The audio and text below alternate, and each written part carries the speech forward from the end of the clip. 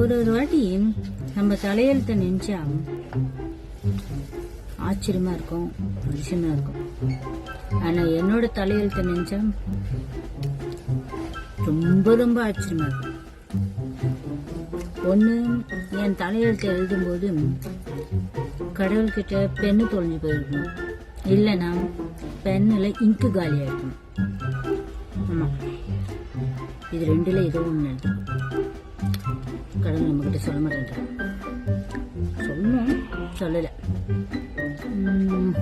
எப்படின்னா எல்லாருக்கும் தலையெழுத்து இப்படி எழுதுவாங்க, என் தலையெழுத்து மட்டும் கடவுள் இப்படி எழுதிருக்கிறார். எப்படி? இப்படி சொல்லி.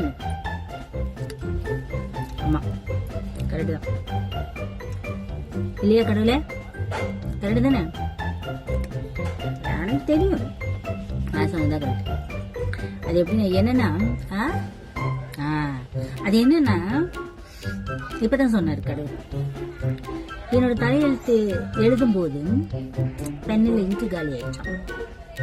அதுல டென்ஷன் ஆன கடவுள் என்னோட தலையெழுத்த இப்படி எழுதுறது போல இப்படி இப்படி இப்படி மண்டிய பிடிச்சிட்டு இப்படி எழுதிட்டார்.